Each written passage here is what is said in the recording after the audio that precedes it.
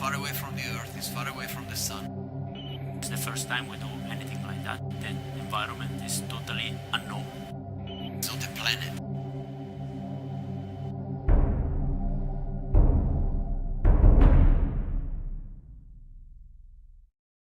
When I first heard the idea of Rosetta, I thought it would be extremely difficult. We've never flown a spacecraft to a comet. It's the first time anyone has actually attempted to land on a comet, anchor its surface, collect samples. That we arrive at the comet, we don't fly by. We stay there, we orbit it. None of this has ever been done before. Rosetta travels a total distance of about 7 billion kilometers. Rosetta was launched in March of 2004, has flown past Earth 3 times, once past Mars, and then away from the Sun to the depth of the solar system, about 5 times further than the distance between Earth and the Sun. It is possible that the building blocks of life were brought to the primitive Earth aboard a comet, out there somewhere.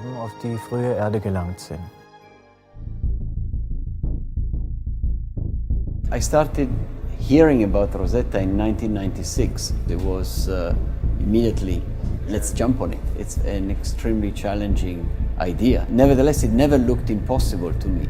It's a matter of learning, it's a matter of getting the right accuracy, getting the right tools. And at that time, we had none of those, but we had time to prepare them.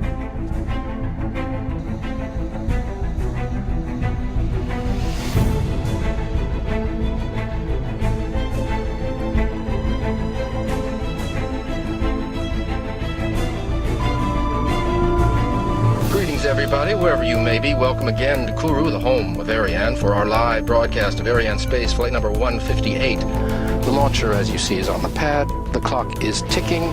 The panels are green. What could be better? Sit back and enjoy it. 3, 2, 1, décollage.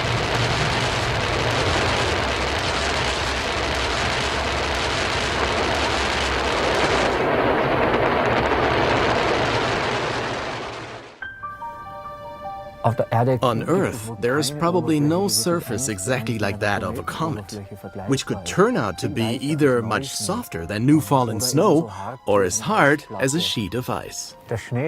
The snow here on Earth, all the water on Earth, might have come from comets. We think there are organic molecules in comets, and that comets from somewhere out there brought the basic building blocks of our life to the primitive Earth as well. That comets hold the key to the origin of life.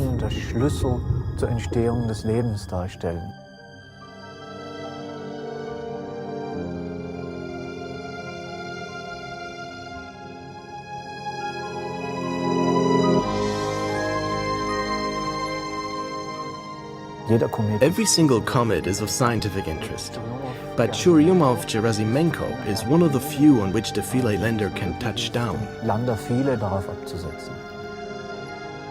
Philae is a lander that will separate from its parent spacecraft in 2014, land on the targeted cometary region, and carry out a complete measurement program.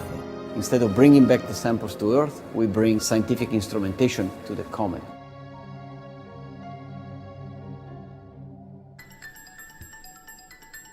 It is definitely interesting to see how complex it is for the team to calculate all the trajectories. Which path must be flown? How many maneuvers are needed to get somewhere? The problem is that there's no rocket, there's no launch vehicle on the Earth that can actually deliver Rosetta on the same trajectory where the comet is.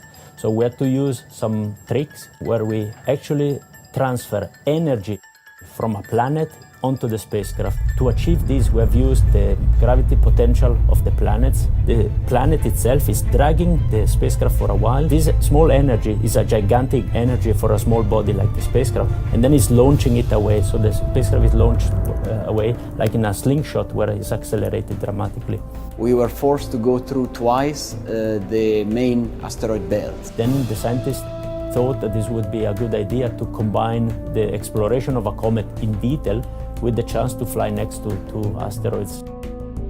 We've used our rockets which are on the spacecraft to fly it such that it will meet the asteroid exactly in the point we want tonight.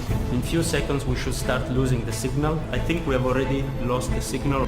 The spacecraft should point the antenna all on its own and then send the signal to ground. There's nothing we can do in real time, so there wouldn't be any action that we have to take immediately to react, to save the spacecraft or to recover the signal.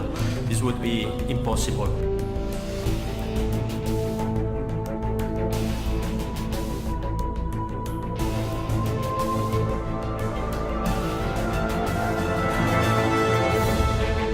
We have telemetry right now from the spacecraft. Congratulations. It's absolutely nominal what we can see. Was quite tense. Of course, you are looking forward to seeing the spacecraft coming back again, but this was the case, and then a large stream of images was downlinked from the spacecraft. It's like a Christmas.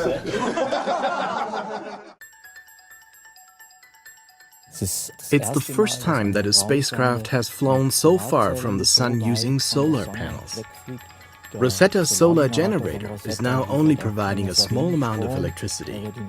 It is primarily used to warm the probe enough so that the electronic equipment and scientific instruments are not damaged by the low temperatures.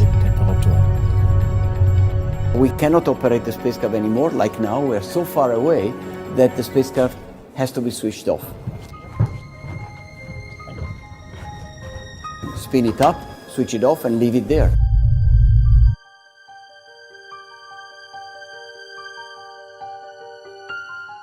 The hibernation of Rosetta is lasting 2.5 years till January 2014.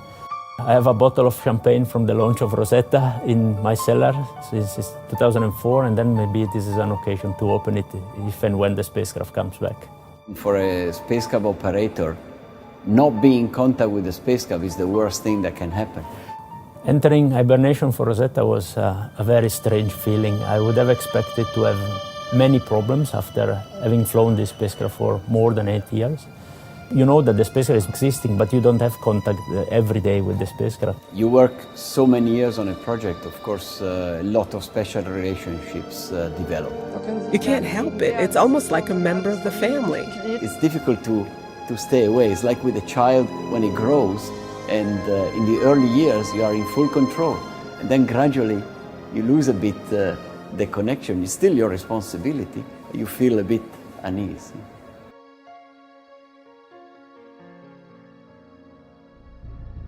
No other spacecraft went beyond 400 million kilometers from the Sun with solar arrays, so we have broken a record there, and we will hold it for a couple of years at least. But now comes the part that's hardest to foresee. On the 20th of January, the probe will wake up once again. Then in November, we land. I bet we'll be awfully nervous on that day.